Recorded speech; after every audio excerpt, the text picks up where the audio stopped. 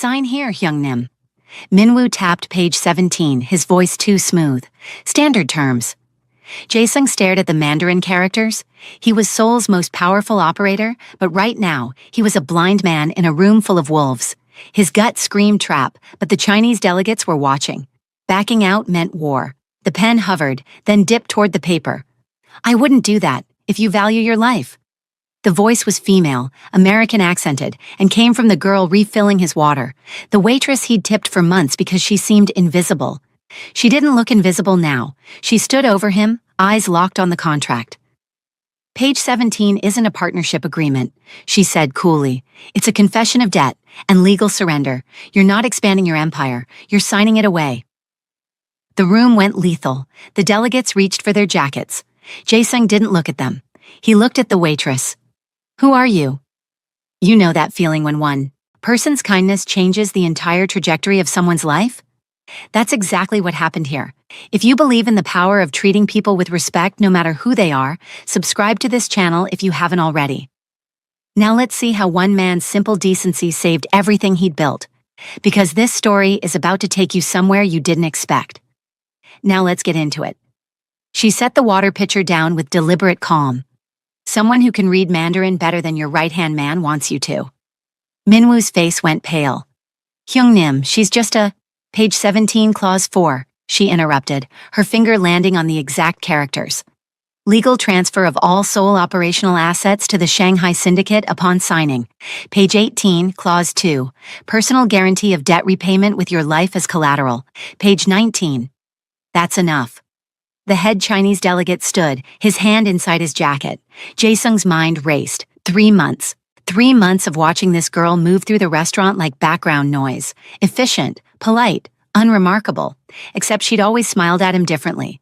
Not the practiced service industry smile, something genuine, something that made him tip her more than necessary because his father had taught him a simple truth.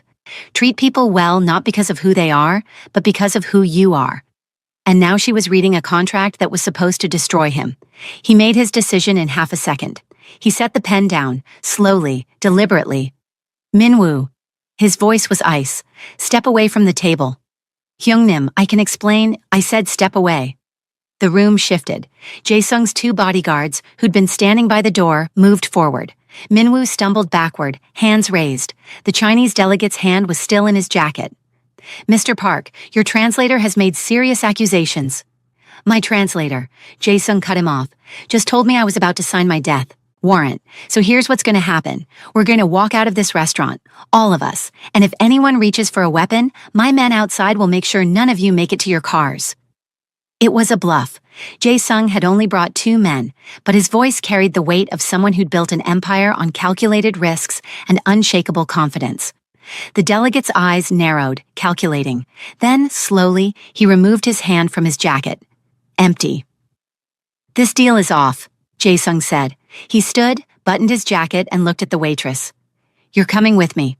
She didn't hesitate. Lead the way. She untied her apron at the service counter, folded it neatly, set it down, and kept walking. No panic, no rush, just smooth, practiced movement that told Jae-sung everything he needed to know about who this woman really was underneath the uniform. They walked out together, Jae-sung in front, the waitress behind him, his 2 bodyguards flanking them. Minwoo stayed frozen. At the table, face drained of color. The Chinese delegates didn't move, but their eyes tracked every step. The restaurant's main dining area was half full.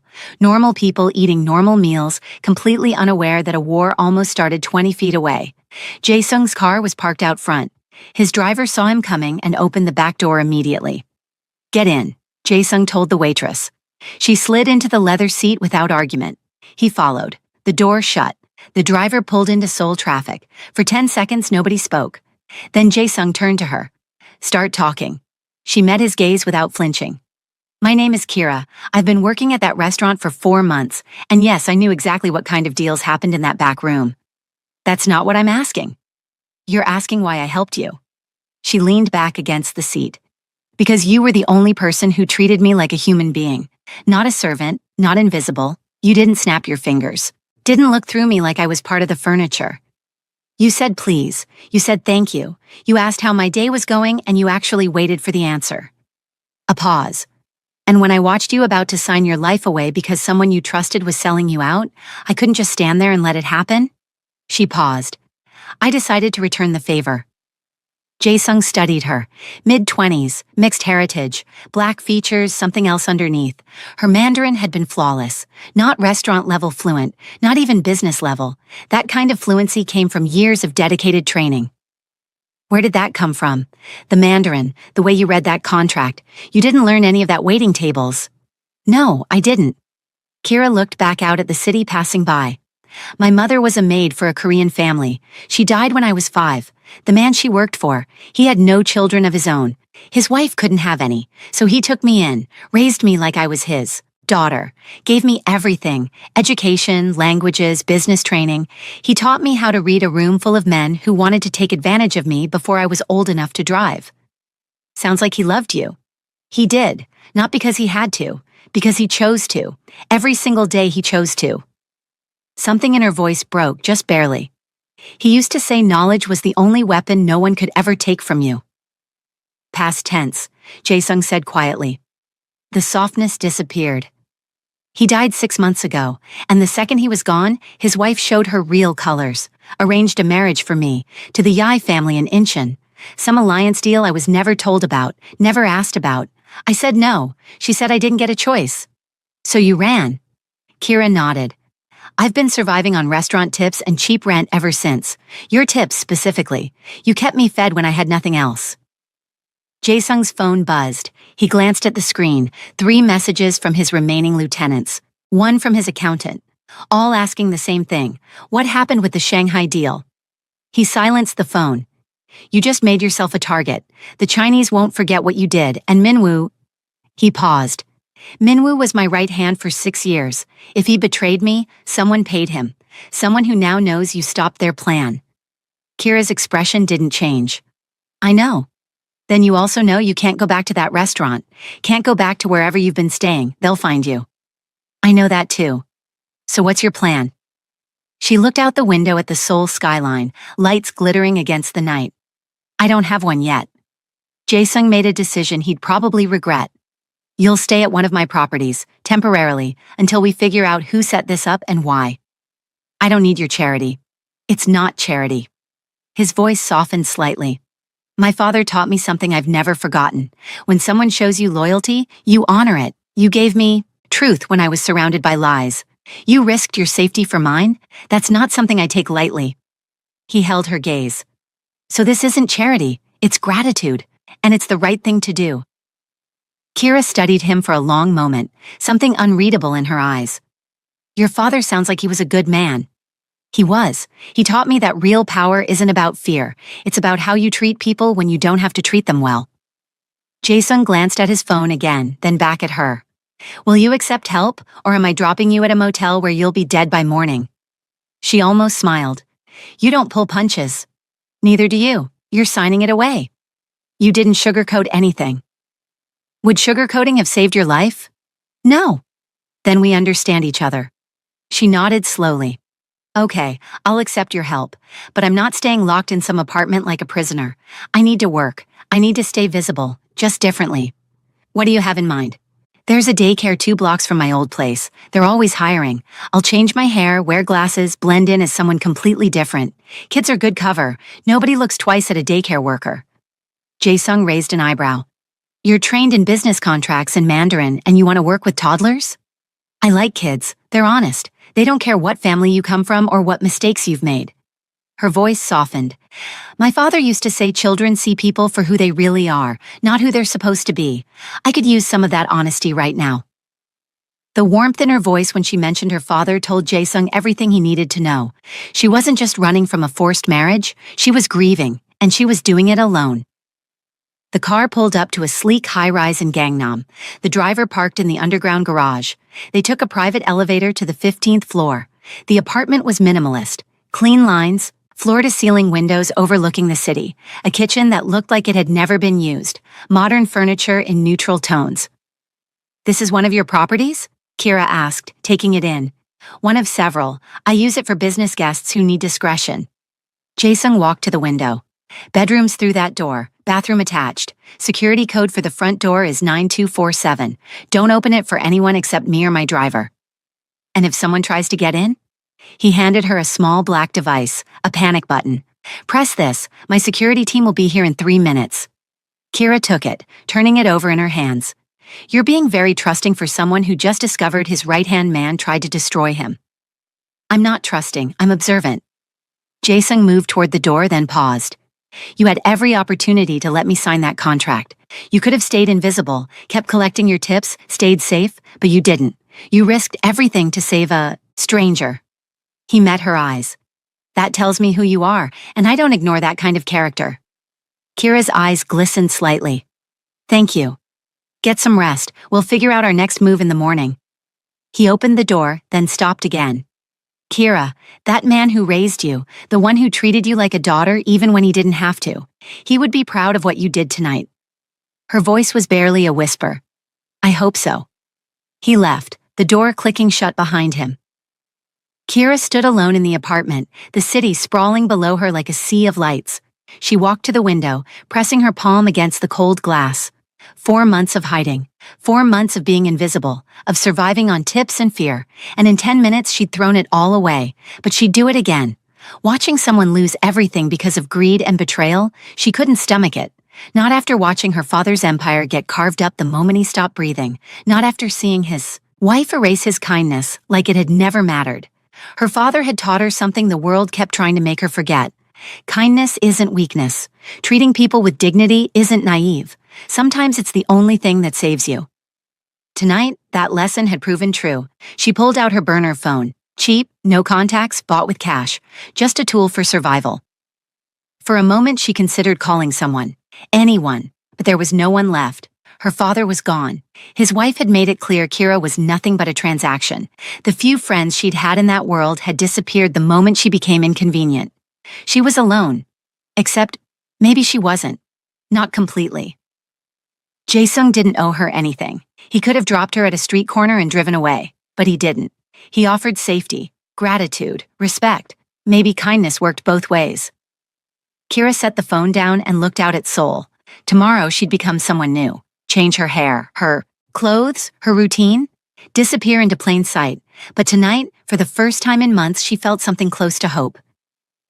3 days later. Kira barely recognizes herself in the mirror. Her hair is shorter now, cut into a neat bob and dyed a warm chestnut brown, nothing like the black braids she'd worn at the restaurant. Black-framed glasses perch on her nose, changing the shape of her face. She wears a cheerful yellow polo with Sunshine Kids Academy embroidered on the chest. She looks like every other daycare worker in Seoul. Exactly the point. Miss Kira, look what I made. A 4-year-old named Minho runs up with a crayon drawing, something that might be a dinosaur or possibly a spaceship. Wow, Minho, that's incredible. She crouches down to his level, genuinely impressed. Tell me about it. While he launches into an elaborate explanation involving robots and outer space, Kira keeps half her attention on the window. Parents are starting to arrive for pickup. She scans each face, each car, looking for anything that doesn't belong.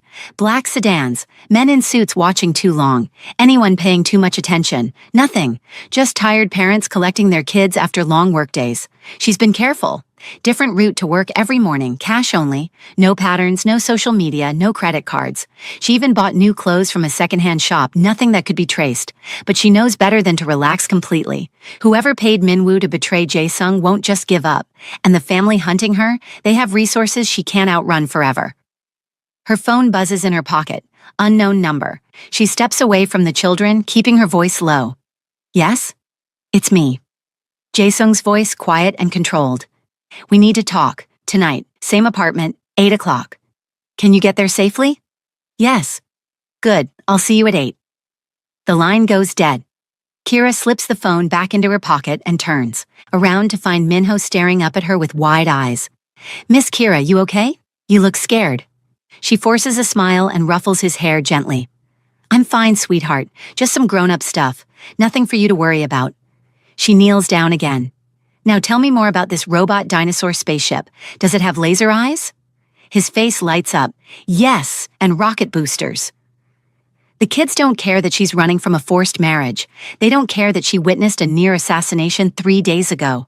They care that she remembers their names, that she listens when they talk, that she treats their crayon drawings like they're masterpieces. Her father was right. Children see people for who they really are, and right now, she needs that reminder more than anything. 8 o'clock sharp. Kira enters the apartment using the security code, moving quietly through the space. Jae-sung was already standing by the window when Kira walked in, glass of whiskey in his hand. Untouched, the city lights reflect off the glass, making him look almost ghostly, the kind of stillness that told her something was wrong before he even opened his mouth. "What happened?" she asked, setting her bag down. He didn't turn around right away. When he did, his expression was controlled, the way a man's face looks when he's been holding bad news for hours and is only now allowing himself to set it down. "Minwoo is dead." Kira went still. Han River, body dumped like garbage. He talked before he died, gave up everything. The name behind it all is Choi Dae-jung, Busan Syndicate. The name means nothing to Kira, but the way Jae-sung says it tells her everything she needs to know. Who is he? Runs the Busan Syndicate, one of the biggest operations south of Seoul. Jae-sung picks up the whiskey glass but still doesn't drink. The Shanghai deal was never about partnership. It was a hostile takeover from the beginning. Choi paid the Chinese to write that contract, paid Minwoo to make sure I signed it blind. Once I was legally bound and unable to pay the manufactured debt, Choi would have taken everything, my territory, my operations, my life. Kira processes this, her mind already running through scenarios. But I stopped it, which means he's eliminating witnesses, anyone who knows what he tried to do. Jae-sung finally meets her eyes. Minwoo's dead. The Chinese delegates have disappeared. My sources say they never made it back to Shanghai, and now Choi's people are asking questions about a woman who was at the restaurant that night. He knows about me. He's digging, which means it's only a matter of time before he connects you to your stepmother, to the arranged marriage, to the Yi family in Incheon. Jae-sung set the whiskey glass down, still untouched. But that's not why I called you here tonight. He reached into his jacket, pulled out his phone, set it on the table between them, screen facing up. Kira looked down. The message was short, 3 lines, cold as iron. "We know about your waitress. The Yi family sends their regards. This isn't a warning, it's a countdown." She read it again. The words didn't change. "They found me," she said. Her voice didn't shake, but something behind her eyes did. "Not just found you. They know you're under my protection. Choi and the Yi family are working together now. Your stepmother gave them everything. Your photos, your background, your connection to your father's name. Choi uses you as leverage against me. The Yi family gets you back for the marriage alliance. Everyone wins, except you." The apartment felt different, heavier. Kira walked to the window, her spot now, without either of them naming it, and pressed her palm against the glass. "So what do we do?" she asked. Quiet, but not defeated, never defeated. Jae-sung watched her for a long moment. When he spoke, his voice was careful, like he'd been turning this over for hours. "We get married," Kira turned slowly. "What?" "Think about it. The Yi family's claim on you is based on an arrangement your stepmother made after your father died. A verbal agreement between families, nothing legally binding. But if you're already married, publicly, officially, to someone more powerful than they are, their claim disappears. They can't touch you without going through me first. And Choi? Right now, he threatens you because you're reachable, alone. But if you're my wife, coming after you means coming after everything I've built. That changes his calculation completely." Kira stared at him. For a long moment she didn't say anything. Then, "Another arranged marriage." The words came out quiet, controlled, but underneath them was something that hurt to hear. "Kira, do you understand what that sounds like?" She wasn't raising her voice. That made it worse. "I left everything behind. My home, my father's memory, everything I ever knew. I ran for 6 months because I refused to be traded, like property in someone else's deal, and now you're standing here asking me to do the exact same thing. It's not the same." "It feels the same, Jae-sung." She turned back to the window. Her reflection stared back at her, a woman trapped by the same world she'd been running from. He didn't push, didn't argue, didn't try to talk her out of what she was feeling. He just stood there, quietly, and waited. Because sometimes the kindest thing you can do for another person is give them the space to feel everything they need to feel without someone rushing them through it. A full minute passed, then another. Finally, Kira spoke. If I say yes, if I actually do this. She turned to face him. The pain was still there, but underneath it, something harder, sharper, the woman her father raised. There are conditions. Name them. I sit at every table where decisions are made. I'm not decoration. I'm not a prop you parade around to scare off the Yi family. I'm a partner in this, in everything. You already are. I'm serious. So am I. He held her gaze without flinching. You saved my life. You've been helping me navigate this since the very beginning. I don't need a prop, Kira. I need exactly what you are. Something in the way he said it made her chest tighten. She pushed it down. Survival first. Fine, she said. I'll do it. Jae-sung nodded. Then, because he was exactly the kind of man he was. Thank you. I know what this costs you, and I want you to know, this is protection. That's all it is. I won't expect anything from you. I won't cross any lines, not one. You have my word. Kira looked at him, really looked at him, the quiet steadiness in his eyes, the way he held himself, never demanding, never taking up more space than he needed, a man who meant exactly what he said. Okay, she whispered, then we do this. The marriage happened 3 days later, fast, quiet, a small office with fluorescent lighting and a clerk who didn't ask questions. 2 witnesses, Jae-sung's lawyer and his driver, a man who'd been loyal to the Park family since before Jae-sung was old enough to understand what loyalty meant. No flowers, no celebration, just signatures on paper and the strange heavy weight of what they'd just done settling over both of them like fog. Kira signed her name, and when she set the pen down, she looked up and found Jae-sung watching her. Not at the paper, at her, his eyes quiet, reading her the way he read everything.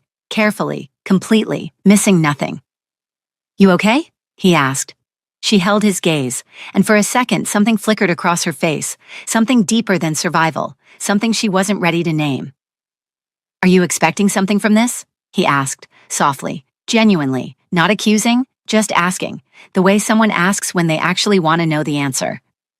Kira looked at him for a long time, then she shook her head. No, she said, I'm not. But they both felt the weight of what she didn't say. That night, back at the apartment, their apartment now, they sat across from each other at the small kitchen table. Tea between them, the city humming outside, the silence between them comfortable in a way it hadn't been before, like the paperwork had given them both quiet permission to just exist in the same space without needing to explain why. So, Kira said, wrapping both hands around her cup. Husband. The corner of Jae-sung's mouth moved. Not quite a smile, close. Wife. Weird. Very.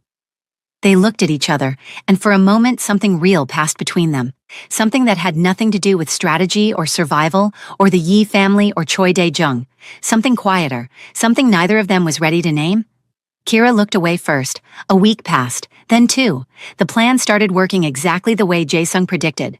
Word spread, carefully, deliberately, that Park Jae-sung had married. The Yi family heard it first through their own channels. Kira's stepmother called once, a single phone call that lasted 40 seconds. She didn't congratulate them. She didn't say anything at all. She just breathed on the other end of the line, cold and calculating, and hung up. But the silence said everything. The game had changed, and she knew it. The Yi family backed off, not gracefully, not happily, but they backed off. Because challenging a marriage to someone like Jae-sung meant challenging Jae-sung himself, and right now they couldn't afford that.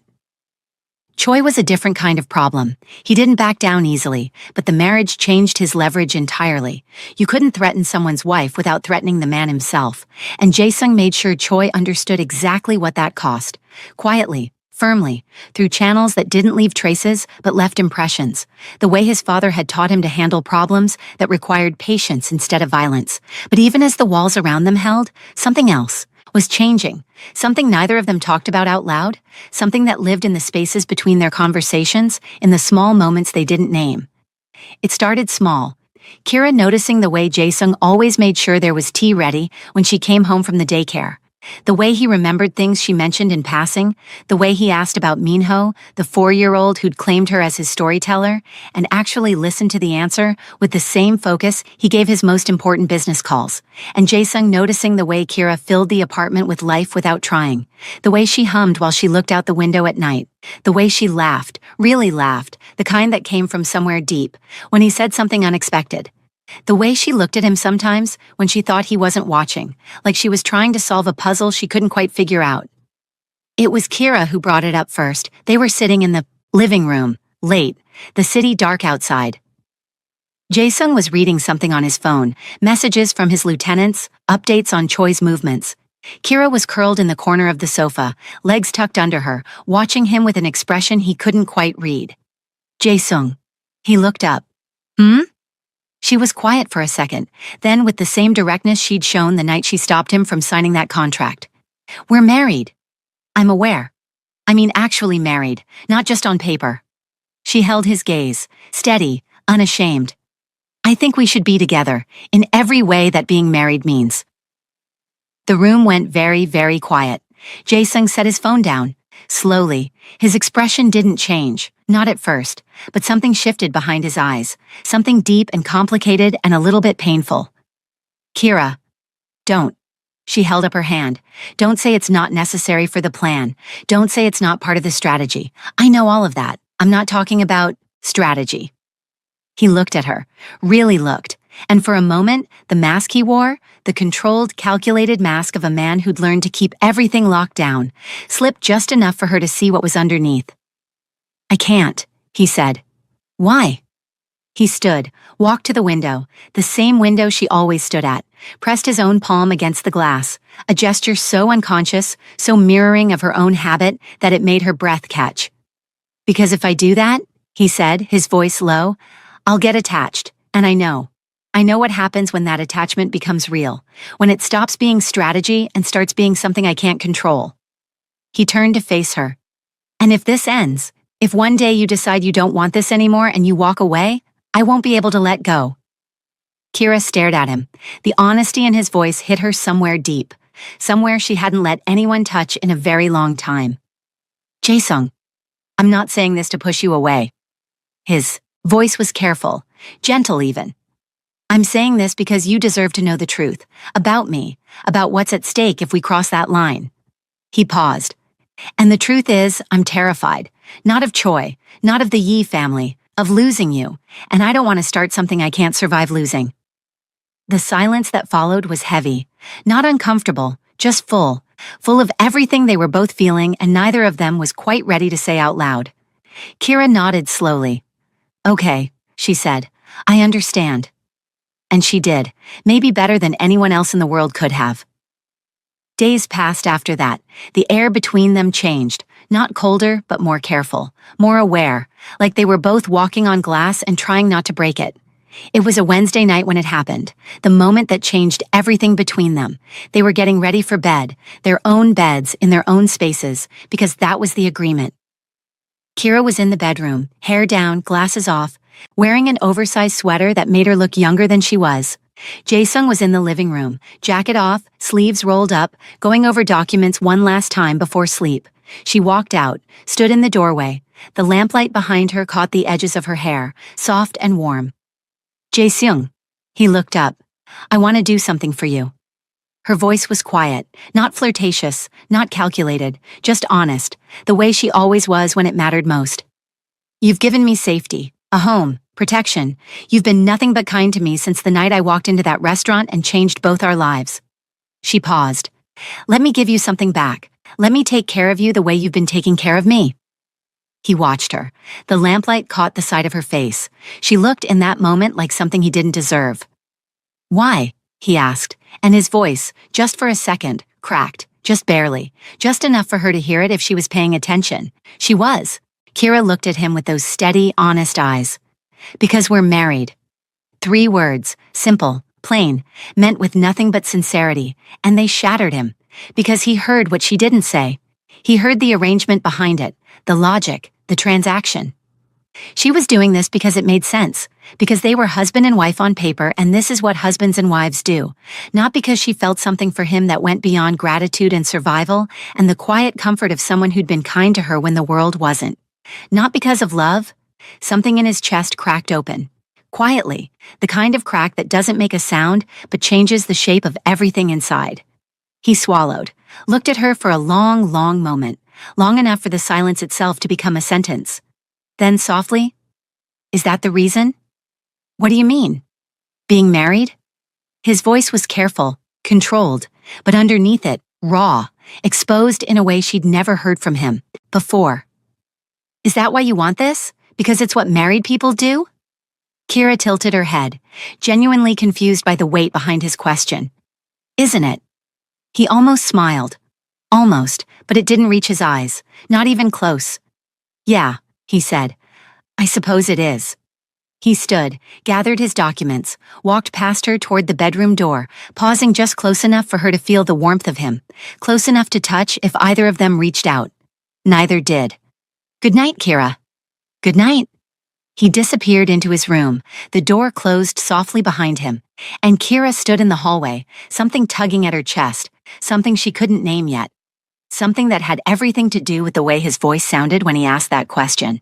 Not angry, not cold, not even disappointed exactly. Heartbroken. She pressed her back against the wall and closed her eyes. The weeks that followed were quieter than either of them expected. Choi's empire began to crack. Choi thought he was untouchable. He was wrong. It started with a phone call Jae-sung made on a Wednesday night. Kira was at the kitchen table going over documents when he stepped onto the balcony, phone pressed to his ear. She couldn't hear the full conversation, but she heard enough. Han, it's Park Jae-sung. We need to talk about Daegu. The next morning, Jae-sung was gone before she woke up. He didn't tell her where, but when he came back that evening, something had changed in the way he carried himself. Lighter, like a man who'd just placed the first piece of a puzzle he'd been planning for weeks.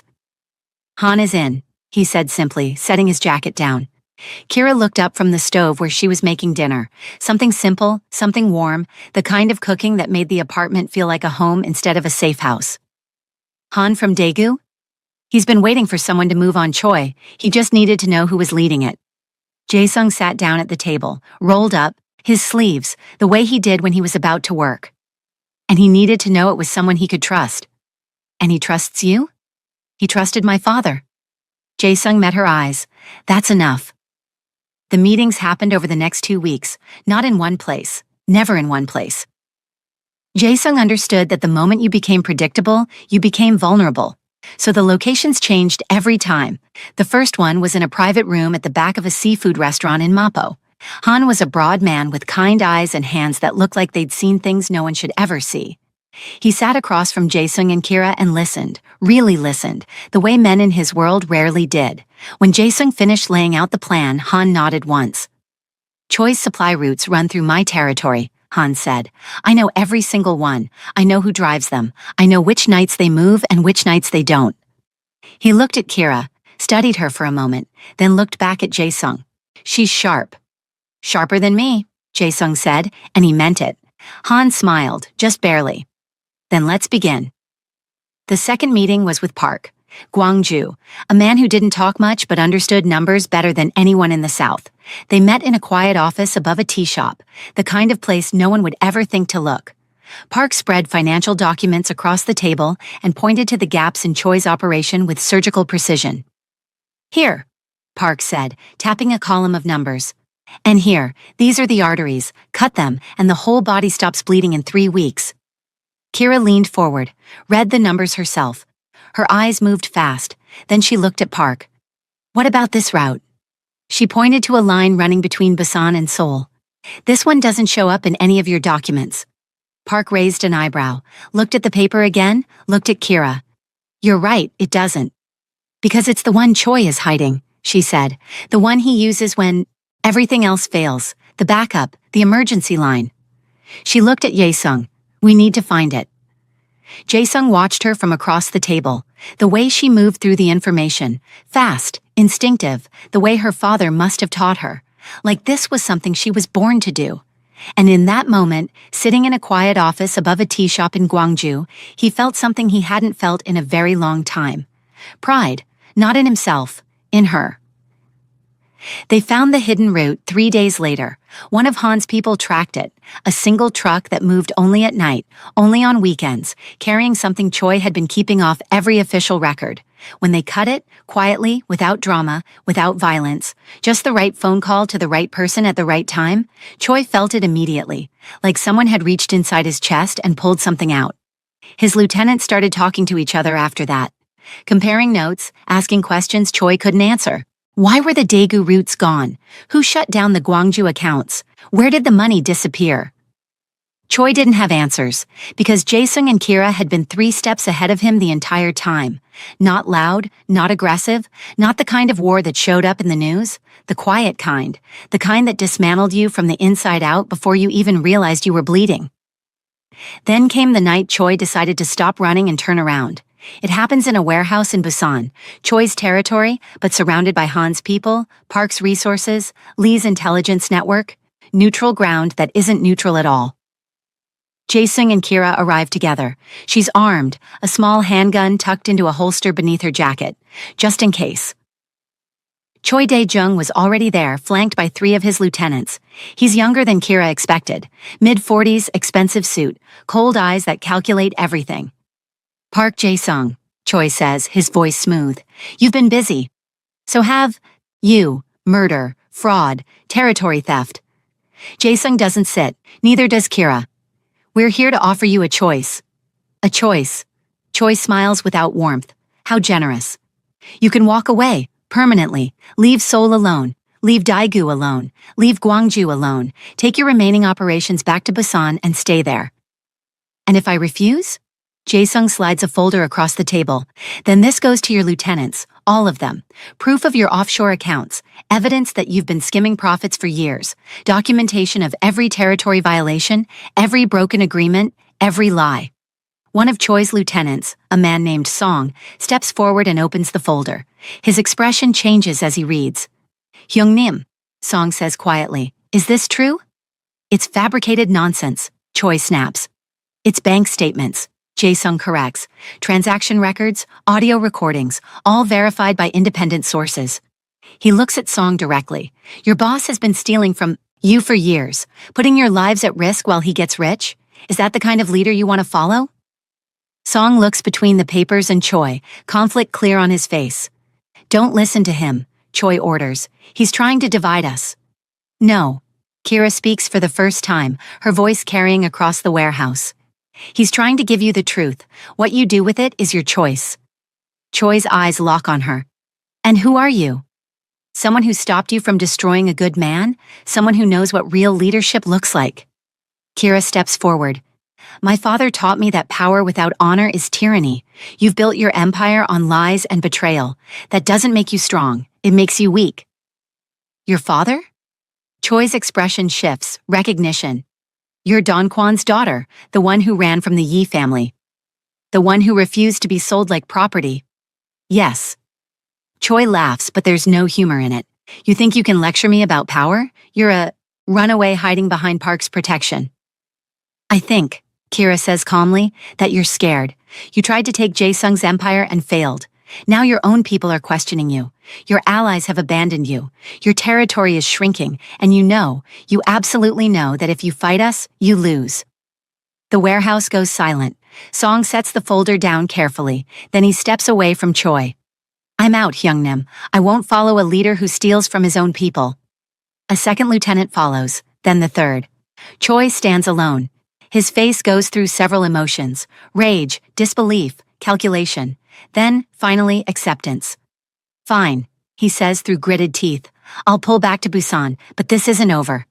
Yes, Jae-sung says quietly. It is, because if you ever come after us again, we won't offer you a choice. We'll destroy you, completely, and we'll do it together. He gestures to include Han, Park, and Lee, who've been watching from the shadows. All 3 step forward, a united front.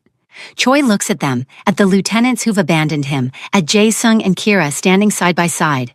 He knows he's beaten. You'll regret this, he says finally. No, Kira responds. You will, because you could have built something that lasted. Instead, you built it on sand, and when the tide came in, you had nothing left. Choi walks out of the warehouse, defeated but alive. The warehouse door closed. The echo faded. Jae-sung and Kira stood in the silence.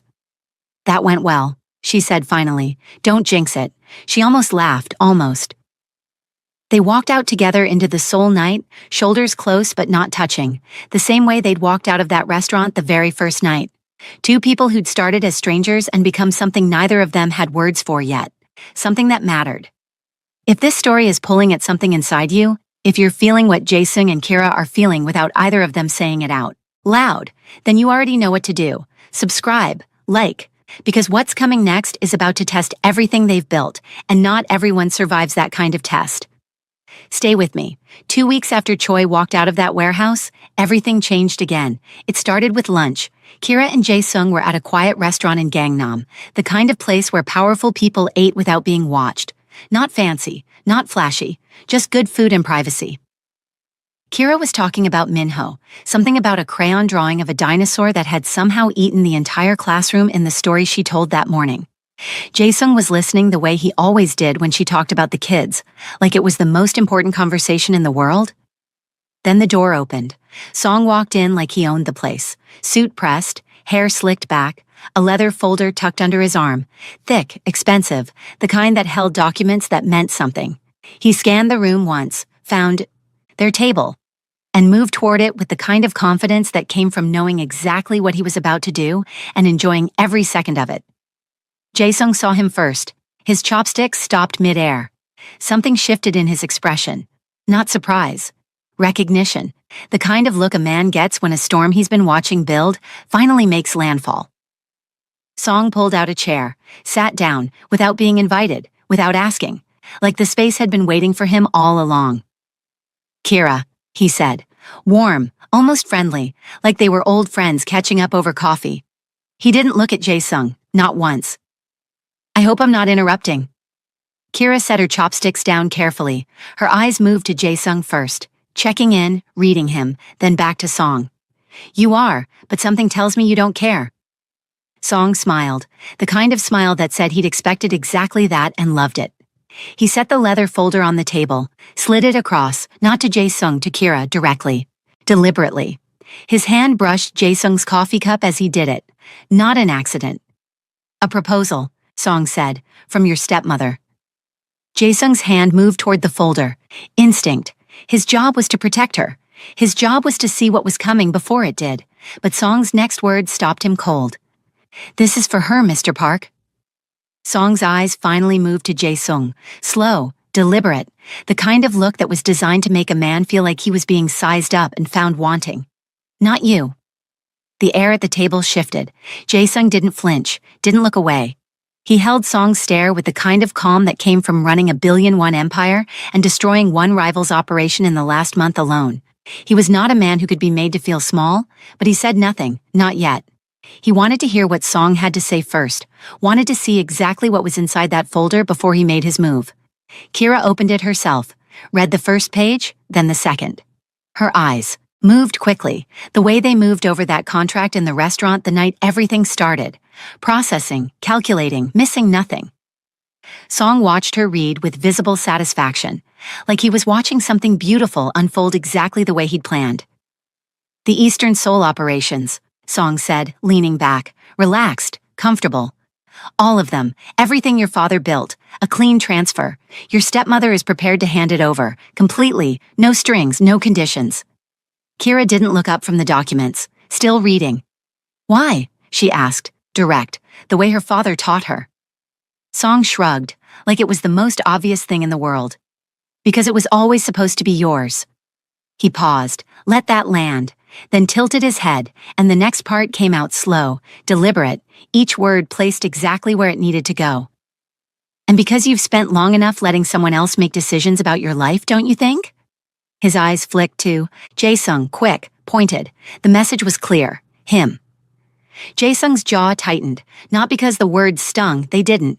He was a billionaire. He'd sat across from men far more dangerous than Song and didn't lose a second of sleep. Song was nothing, a messenger, a tool, but the message itself, that was the thing, because Song wasn't just insulting him. Song was handing Kira a mirror, and in that mirror, for just a second, Jae-sung saw the reflection of every fear he'd been carrying since the night he told her he couldn't be with her. The fear that one day she'd realize she didn't need him. The fear that she'd walk away. He pushed it down, buried it, locked it behind the wall he'd spent years building. This wasn't the time. "Song." Jae-sung's voice cut through the table like a blade. Quiet, controlled, but with enough weight behind it to make the air change. "You walked into my space, uninvited. You slid documents across my table without my permission, and you've spent the last 2 minutes trying to sell my wife a story that has nothing to do with kindness and everything to do with whoever sent you here." He leaned forward, eyes locked on Song, the kind of eye contact that made men remember exactly who they were sitting across from. "So let me tell you what's going to happen. You're going to finish whatever you came here to say, and then you're going to stand up, walk out that door, and go back to the people who sent you and tell them, Park Jae-sung is not someone you sit across from and disrespect. Not today, not ever. Are we clear?" Song held Jae-sung's gaze for a long moment. Something flickered behind his eyes. Not fear exactly, but awareness. The kind of awareness that came from suddenly remembering that the man across the table had people who disappeared in the middle of the night and never came back. "Crystal," Song said. His voice didn't waver, but the easy confidence had shifted, just slightly. He straightened his jacket, looked at Kira one last time. "Think about it. That's all I'm asking. Your father's legacy, your empire, yours, no one else's." He stood, picked up nothing, left the folder where it was, and walked out. The restaurant kept moving around them, chopsticks clicking, conversations flowing, normal Tuesday lunch. Nobody at the other tables had any idea what had just happened, but at their table, everything had changed. Kira was still looking at the folder, her fingers resting on the edge of it, not gripping it, not pushing it away, just resting there, like she was feeling the weight of what was inside it without even opening another page. Jae-sung watched her, and that's when it hit him. Not Song's words, not the insult, not the dismissive look or the calculated gesture of sliding the folder past him. None of that touched him. He was too powerful, too practiced, too solid for any of that to land. What hit him was watching Kira's face, the way her expression softened when Song said the words Eastern, Seoul operations, the way something moved behind her eyes, quiet, private, deep, when he mentioned her father's name, the way her fingers stayed on that folder like it was something precious, something she didn't want to let go of, her father's legacy, right there, handed to her on a plate. And Jae-sung knew, he knew with the same certainty he knew everything in this world, that this was dangerous, that the deal was a trap, that the stepmother was behind it, and nothing that woman touched was ever clean. He knew it in his bones. He could feel it the way a man who'd been in this world his whole life could feel poison in the air before it touched him. But Kira was considering it, and that, watching the woman he was already terrified of losing. Consider walking back into the exact danger he'd been fighting to keep her away from. That was the thing that broke something inside him. The thing that cracked the wall he'd built so carefully. The same crack that had started the night she said, "Because we're married." The same fear he'd carried since the very beginning. She might walk away, and she might walk straight into something that destroyed her. Both fears, at the same time, sitting right next to each other at a quiet restaurant in Gangnam on a normal Saturday evening. Kira finally looked up from the folder, met his eyes. "I need to think about it," she said. 3 words, quiet, honest, not a decision, just a truth. And Jae-sung felt the ground shift beneath him. He didn't show it, not on his face, not in his voice. He was too good for that. But somewhere inside, somewhere deep and private and hidden behind years of control, something broke. Quietly, the way ice cracks in winter. You don't hear it, you just feel the ground change underneath you. "Okay," he said. His voice was even, steady, the voice of a man in control. But his eyes told a different story. Kira saw it. She saw everything. She'd been watching him for months. She knew what. His silence sounded like when something was wrong.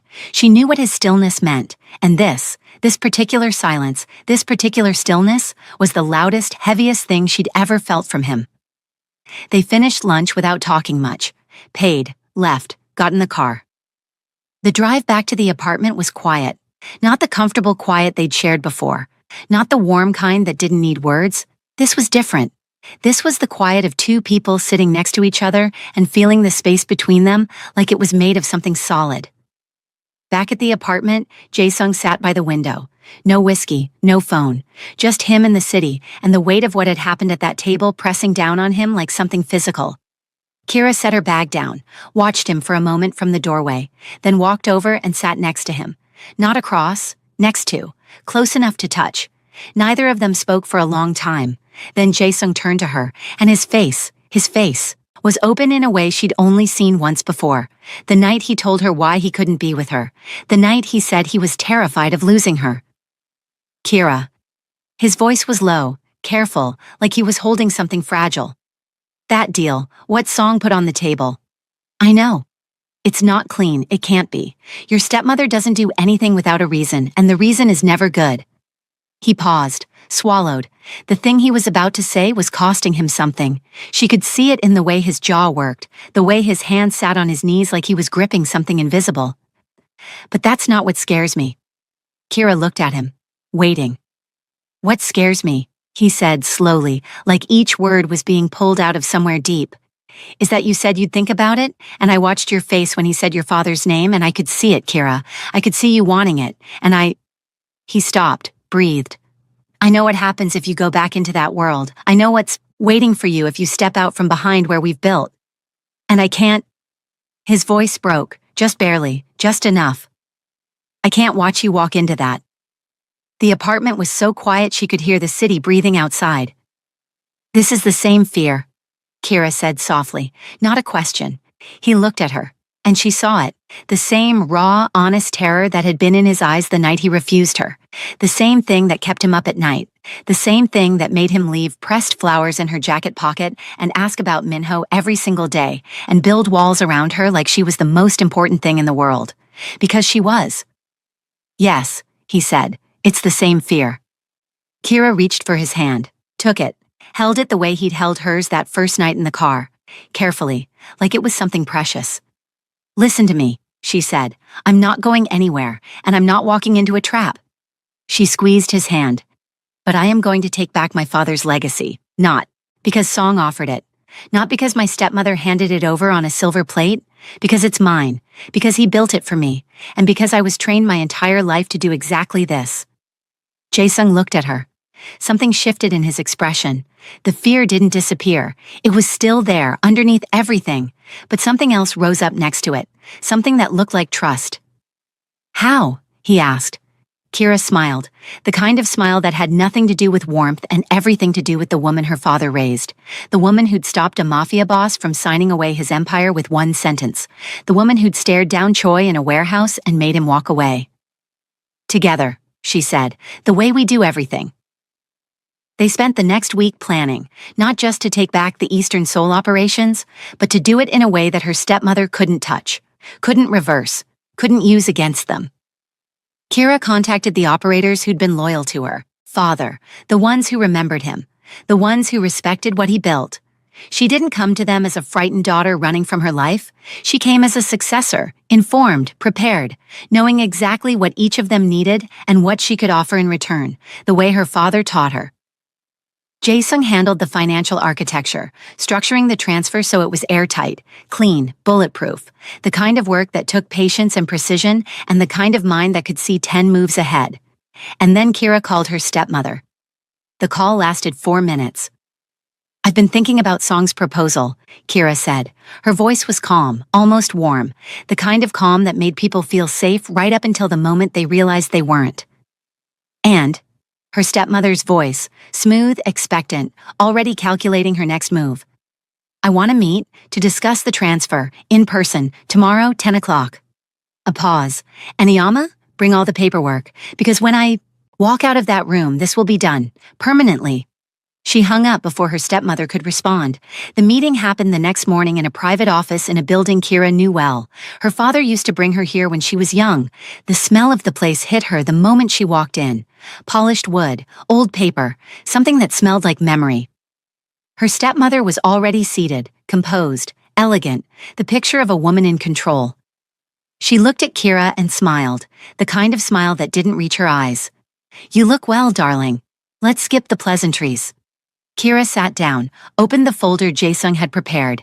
Every document, every financial record, every transaction from the last 6 months laid out with surgical precision. Here's what's going to happen. You're going to sign over the Eastern Seoul operations to me, completely, legally, irrevocably. Her stepmother's eyebrows rose, just slightly. And in exchange? Kira tapped the folder. In exchange, I don't release this. Every embezzlement, every mismanaged account, every bad decision you made with my father's money after he died. It's all here, every single one. She leaned forward, her voice dropped, not louder, quieter, the way it got when she was most dangerous. My father taught me how to read people, and you, Iyama, are the easiest person I've ever read. The room went silent, Her stepmother looked at the folder, looked at Kira, and in that single clear moment, she saw what everyone else had been too blind to see for months. This wasn't the girl who ran. This wasn't the frightened daughter hiding in a daycare somewhere in Seoul. This was Don Kwan's daughter. Finally, the paperwork was signed within the hour. Kira walked out of that building carrying her father's legacy in a leather folder, and when she stepped outside into the Seoul afternoon, the sunlight hit her face and she stopped. Just for a second. Closed her eyes, and breathed. She did it. That evening, the apartment felt different from anything they'd shared before. Not the tension of strategy, not the quiet weight of survival. Something lighter, something that felt almost like freedom. Jae-sung opened a bottle of wine, something expensive. They sat on the sofa, the city spread out before them, glittering like it belonged to them. To Don Kwan, Jae-sung said, raising his glass. Kira's eyes filled. She raised hers. To Don Kwan. They drank and laughed and talked about nothing important for the first time since they'd met, about movies they liked, about places they wanted to go, about the stupid argument Minho had with another kid over a toy truck that morning. Normal things, human things, the kind of conversation that only happened when two people stopped running and finally let themselves just exist together. At some point, the wine ran low and the conversation grew quieter. Not uncomfortable, the warm kind, the kind where words weren't needed because the silence said everything. Kira turned to him. The lamplight was soft. The city hummed outside like something alive. She looked at him the way she'd been wanting to look at him for weeks, maybe longer, the way that had nothing to do with strategy or survival or gratitude, the way that had everything to do with him. "Hey," she said. "Hey." "I see you," she said, simply, quietly. "I see all of you, Jae-sung, not the boss, not the protector, not the man who builds walls so no one can break him." She reached out and touched his face, gently, like she was memorizing the shape of him. "I see the man who leaves pressed flowers in my jacket pocket, who asks about Minho every single day, who couldn't sleep after what Song said at that table, not because it hurt your pride, because you were scared for me." She held his gaze. "That man, I see him, and I'm not going anywhere." Jae-sung didn't move, didn't breathe, like one wrong move might shatter whatever this was becoming. "Kira, don't." She smiled, soft, real. "Don't protect yourself, not tonight, not from me." He looked at her, and the wall, the last piece of it, the part he'd been holding up with both hands since the night she said, "Because we're married," finally let go, not with a crash, not dramatically, it just released. He leaned in, slowly, like he was giving her every chance to pull back. She didn't. The kiss was soft at first, tentative, the way two people kiss when they've been wanting to for a long time and are still not entirely sure they deserve it. Then it wasn't tentative anymore. His hand found the side of her face, gently, carefully, like she was something he couldn't believe was real. Her fingers curled into the front of his shirt, not pulling, just holding, like an anchor. They stayed like that for a long time, foreheads touching, breathing the same air, the city burning behind them. Then Kira pulled back, just enough to look at him, her eyes warm, open, no walls, no masks, no survival, just her. "Tonight I want you," she said. Quiet, certain, the way she said everything that mattered, like it was the truest thing she'd ever spoken. "Not because we're married, because I want you." Something in Jae-sung's chest opened up, something that had been locked shut for a very long time, something that had been waiting for exactly these words. Not duty, not arrangement, not obligation, want, real want, freely given. He looked at her, and for the first time since he'd known her, he didn't hesitate, didn't pull back, didn't protect himself. He stood, and before she could say another word, he reached for her, one arm beneath her knees, the other around her back, and lifted her. Gently, completely, the way a man holds something he's been afraid to touch for months and has finally let himself reach for. Kira looked up at him. Her arms went around his neck, and she laughed. Quiet, surprised, the kind of laugh that came from somewhere deep and happy, and real. "Show off," she whispered. The corner of his mouth moved, that almost smile, the one that was closer to real than anything else about him. He carried her toward the bedroom, the city glittering outside the windows.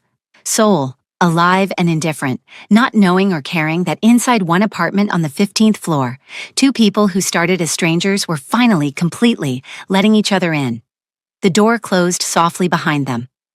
The morning light came through the curtains, soft and unhurried. Kira woke first, still close to him, his arm around her like he'd been holding on even in sleep, like somewhere in his dreams he was still afraid she might disappear. She didn't move, just watched him for a moment. The way his face looked in the morning, softer, younger, every wall he carried during the day, gone, like sleep had given him back something the waking world kept trying to take. She reached out and brushed the hair from his forehead. Gently, his eyes, opened, found hers immediately, like he'd been looking for her even before he was fully awake. "Morning," she whispered. "Morning." His voice was rough, warm. They lay there, not rushing, not needing to. The plan was done. The stepmother was dealt with. Choi was gone. The Eastern Seoul operations were hers. Everything they'd fought for, everything they'd survived, had led to this. This quiet morning, this stillness, this. Jae-sung traced his finger along her arm, slowly, like he was memorizing her. "Kira. Last night." He paused, like he was choosing his words carefully, the way he always did when something mattered. "Was that real?" She looked at him and smiled, the kind of smile that answered everything before the words even left her mouth. "It was the most real thing that's ever happened to me."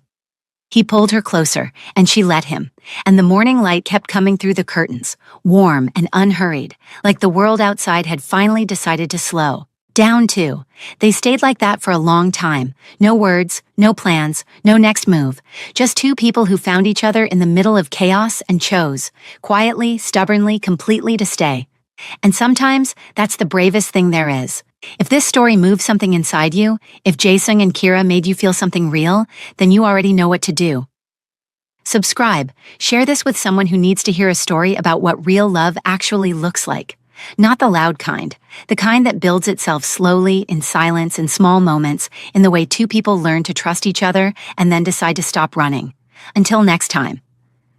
Remember, the bravest thing you can do is let someone see you, really see you, and stay anyway.